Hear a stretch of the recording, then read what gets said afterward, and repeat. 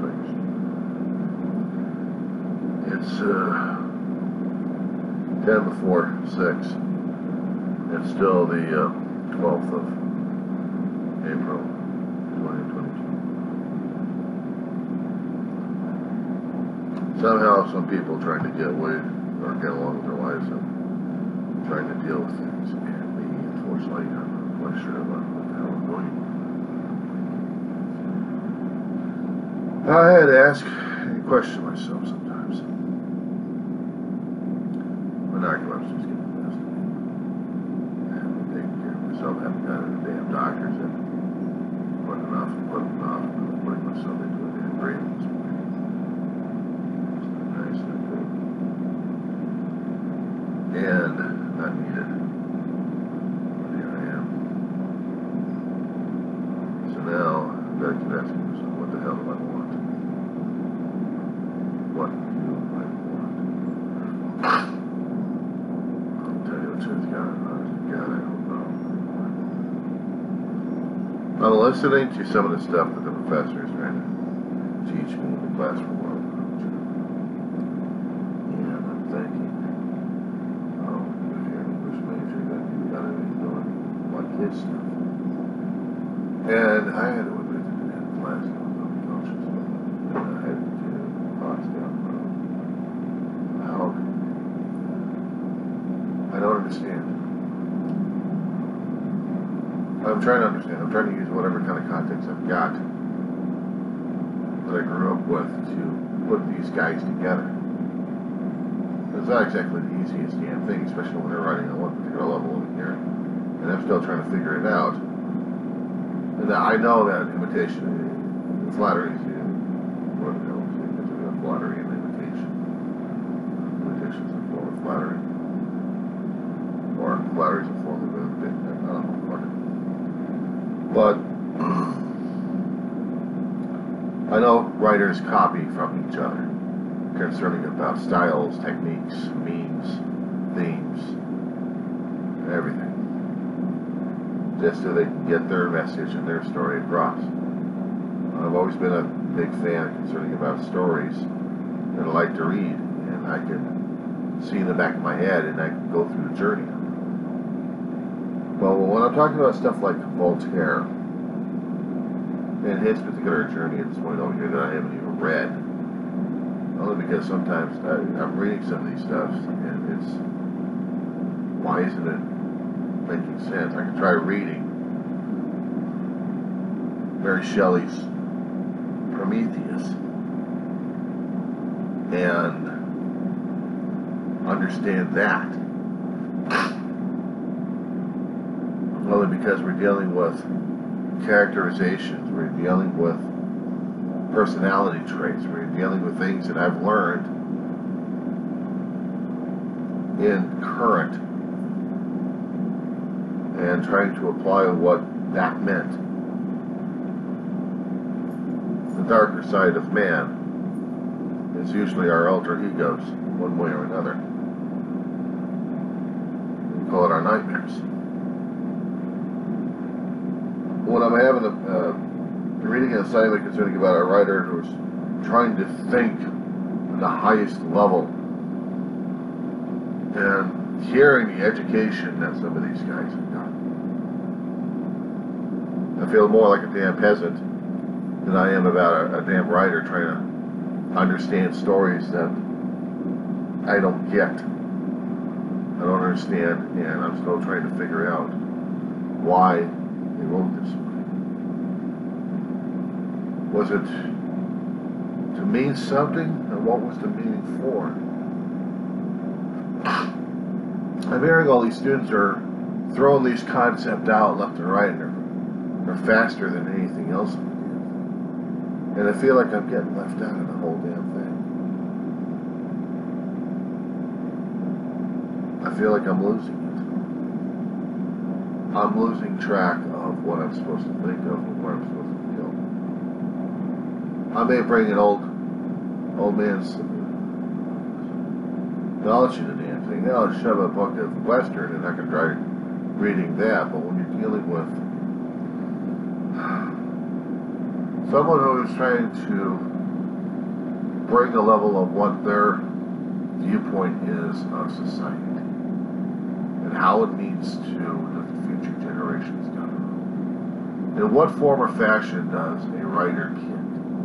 In what form or fashion and what characters does he create to make you understand? He's an intelligent guy, and Voltaire is an intelligent gentleman here, and writes a simpleton going through stuff.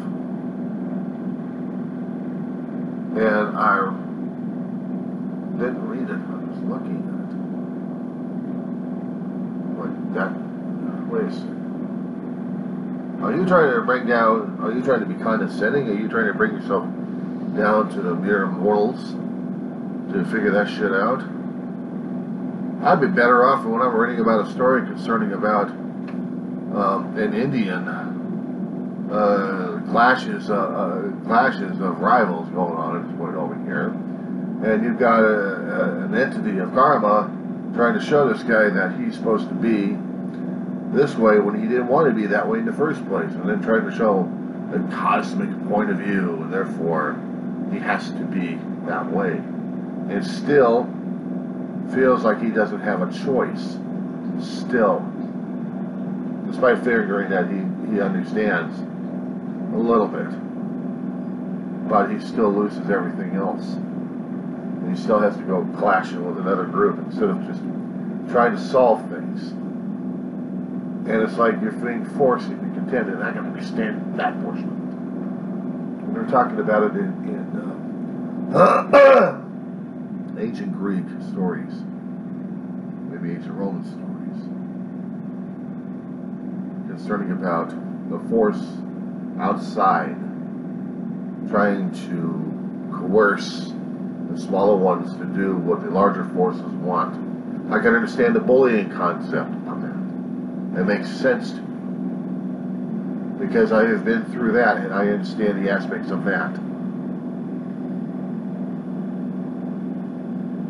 I can understand the aspects concerning about an authoritative government and whatever kind of regime going after people. Therefore, the story of 1984 will be relevant because I can see more of the elements happening in my time. Or the elements of a brave new world where everything was set and created in these kind of conditions, and then you have an outside condition marveling at the technology and then reviling itself because he can't understand the mentality of it, and therefore he's got to kill himself. He's got to kill himself. Can't be part of you guys. Can't be anything of the damn thing except being known as a savage. I'm so much of an outsider at this point over here that you keep being locked out by everyone else because we're zoo experience. Well, we'll just kill ourselves at this point over here because we don't want to be zoo exhibits. We want to live our lives regular. Grow up and understand how life is supposed to be. Okay, we can understand that. Okay, that I can understand for 1984. Orwell, Huxley, gotcha. No problem. We're talking about cyberpunk. Okay, I can get into the cyberpunk situation. We're talking about technology. Fine. Now, if you're talking about spirituality at this point over here, okay, I can swing into that. But when you're talking about writers in Voltaire's class of trying to figure out the deism, whether or not if something's evil or not, and if it's good evil or bad evil, is it evil or is it good? And what do we label as good and evil at this point over here? Especially when some people say, well, nature's all bad. Because you have natural evil, and then you have artificial evil, which is human. And I'm like, I'm getting sick of this shit. You got nature doing its maintenance job. You got nature doing its maintenance job. You have to think, I'm thinking at this point over here, I'm not, you have to, but I'm thinking me. In order for the universe to function, it has to have things working. And people may think it sucks, but it's a functional attitude. It's a functional attitude concerning about the mechanics of a universe. I'm not talking about the physics involved or the quantum physics. even though they may be involved in a situation. Think of it as a plumber. Think of it looking as an engine at this point over here. Or you're a mechanic looking at the engine. The engine of the universe has to work. And there are millions of pages over here. Still working things out. The things that are totally out of our realm and our reach at this point. Humanity and its understanding of what's going on. Because we're at the lowest level, like every other kind of life form. We can't see the engine, but we know it's there. How do we know? Because it's still working. Black holes. Suctions. Vacuum cleaners, basically, of the universe. And eventually, maybe or may not be, the end of the universe just coming out of one particular vacuum cleaner. And then that thing's got to transfer to something, either destroying it or transforming the matter into something else, which it may be going into something else. If the theories are correct, that matter and energy are interchangeable, transmutable. If they are able to be changed in a way, then we are talking about another possible Big Bang to create another universe and keep a cycle going at this point. Meanwhile, the guy who thought of the whole damn creative engine in the first place may or may not be God. And if it is God, if it is one particular being that we're going to be looking at it here, who thought of the whole damn perpetual engine, then we really got an idea of what deism is all about, or monotheism. One God, or maybe many gods. Could have many gods. Think of them as caretakers, plumbers, electricians, everything that keeps the system working. Anything that keeps the system working. We have gotten stories, we have modern day stories, we've gotten science fiction stuff talking about that. Hell, there was like the thing called the Adjustment Bureau, talking about the Great Plan. And when they started showing what the Great Plan was at the end of the damn thing, you know what it reminded me of? The mechanism. God's creation. God's Lego piece. I can understand that. I can understand that particular situation there. But the thing is concerning about the 14th, 15th, 16th, 16th, 17th, these guys, throughout their ages, are still trying to decipher what it is. And they will still try to decipher all the way through their ages and have to build upon that to the next generation where we are right now. And we'll look back at the previous generations of where their caveman drawings and their logic is, of how they think they figured out the universe. And then we marvel at that because maybe it was something we didn't take into advantage at this point.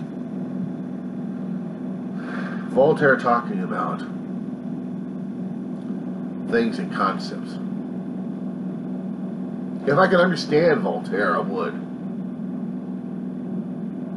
If I could just peel back the layers and understand what's going on beneath his logic. I know the professor has been throwing the information out to the students, trying to see if we can pick up the creativity. No, not exactly the creativity, I imagine at this point over here, but more fine-tuning.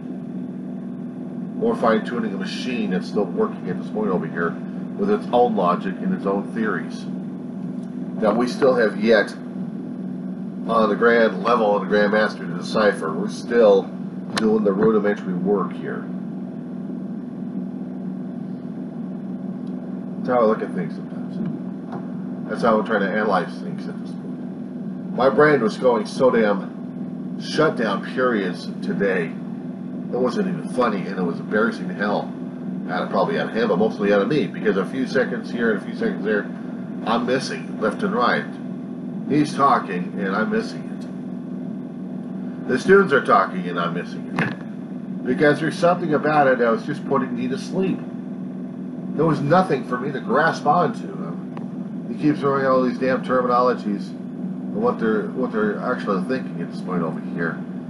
I didn't allow my brain to be relaxed enough to start thinking on the damn project in the first place. That's why I had to say what I had to say in the class. I'm not apologizing for it either. I'm just trying to get grasping of something. But when my brain is relaxed enough and I'm actually understanding the damn concept of what we're looking at here. I know Voltaire is trying to understand the universe through his own eyes, through humanity's, whatever humanity's going through in his time period, and in order to connect that with the future generations, are looking at Voltaire and thinking, what the hell is this shit? But the professors are saying, well, this is important because these are building blocks. The common man who doesn't look at things like that out of the world of academia is not understanding that particular concept. He understands about the hunter-gatherer at this point, working his ass off to gather as much as he can to survive. Basic. That's the basic bargain level right there for the machine to work. And I'm saying we're all cogs in the damn thing in the first place. But here's the thing. In order to be a cog, you have to be accepting as you're the cog. Now, the professor in a previous classroom was trying to demonstrate that situation concerning about the deism versus man, or deism over man at this point, because they think they know better. But man has a problem with it because we're trying to understand, and we don't like it. We don't like their design. We don't like our part. So therefore, we got to make adjustments in the situation over here. Now, what happens if the great design of the machine that we're dealing with right now, the whole universal scheme, is going screwy? We're calling it evil. The concept of good and evil at this point over here is basic and is built into our genetics, into our souls, basically. What we understand is good and evil. But the thing is, I won't accept is concerning about environmental being evil. It's not. It's mechanism. So scratch that one. The concept of good and evil is our own perception of what we're looking at here and what we're trying to analyze. Through our own ways and through our own ideas manifested and manufactured throughout the previous ages into our time as we're trying to tear things apart. And I'm hoping maybe this video will be able to explain to the professor why I'm having such a hard time sometimes understanding what's going on. It's not exactly understanding the basic building blocks of the universe. I understand that there's basic building blocks of the universe. When you're a Lego builder, you grew up as a Lego builder and you made a lot of things. You start to analyze inside your head and inside of here that there's more to than what you're looking at and what you're designing for. You're getting a notion of what it is to be something of the mechanical. Not just working with the mechanics that we've got right now in our own physical second or third dimensional thinking at this point over here. I'm talking about maybe a little bit more than that. Fourth, fifth, and sixth dimensional, if possible, if we're going into those kind of higher levels. Because somehow they're using the mathematics, quantum physics, and all the other science of trying to analyze the machine of the universe, how it works, everything in it.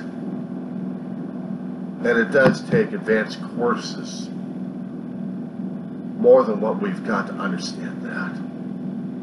Now, when it comes down for deism, I have to make stretches at this point, okay?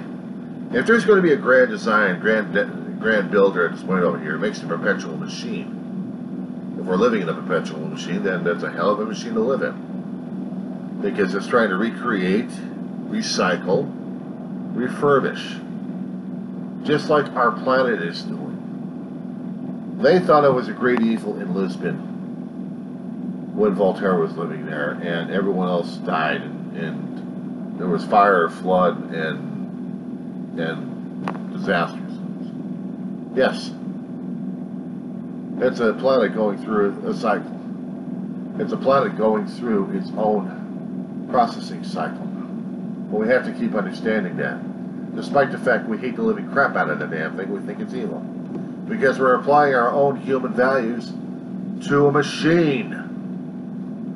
To a machine.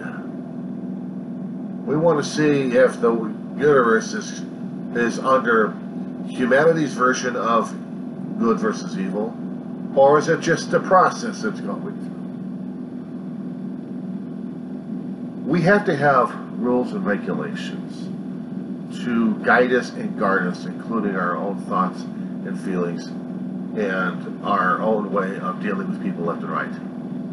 We have to make sure we are on our guard, we are held accountable, we are held responsible. And we have to make sure that these rules are in place to protect us from each other and from ourselves. The mechanism in the world in itself, in the nature, doesn't do that, but it will process. And unfortunately, sometimes there are things that'll screw the process up one way or another. Well, meteor strikes and comet strikes, if they are part of the design, then so be it. But am I accepting it? No, I'm just saying it's part of the design. And we, as human beings, still have the individual choice to make corrections whether or not for survival purposes. It's all survival.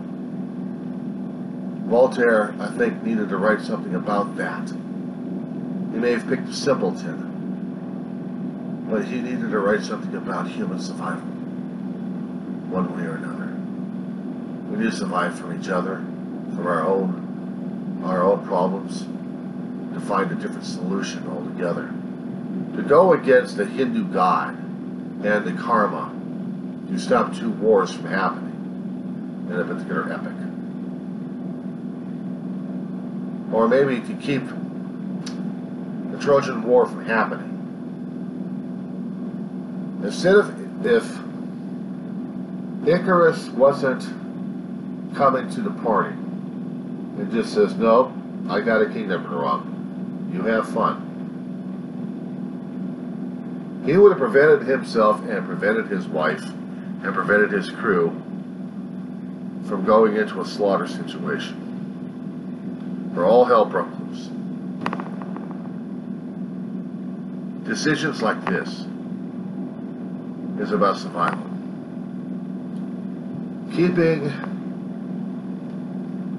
law and order is also a little bit about survival, but it's also concerning about what we have to do to get along with each other. Even Voltaire had to think about one too. See, I may not go through the stories specifically to look at the line and say, here, Professor, here's the golden line. I'm looking at the larger scale. I have to look at the larger scale of the situation here. You're looking at the finer points, whether or not if a period is going to be there or not.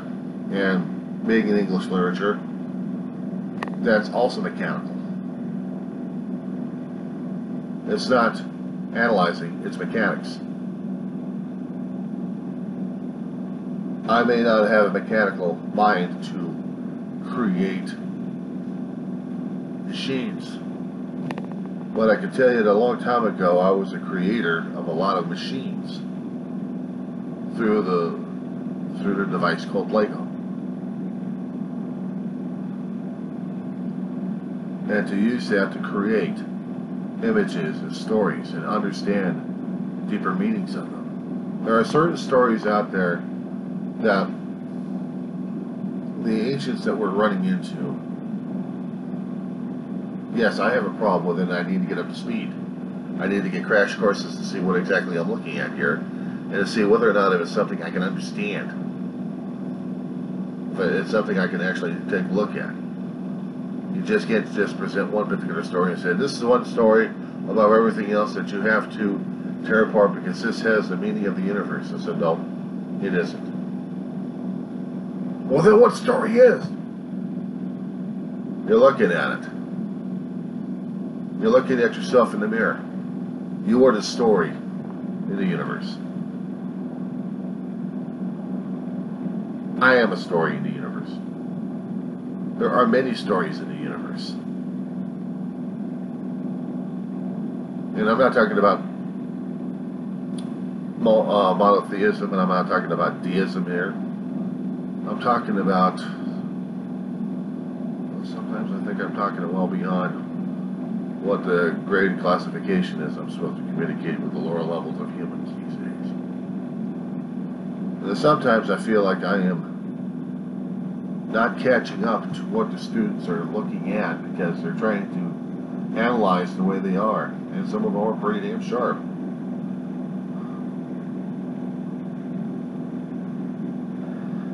Sometimes my brain just needs to get a bit of a kickstart to get it going, and then after that,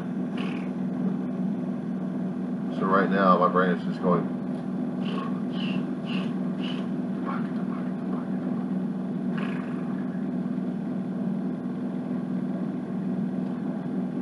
So with that one, Professor,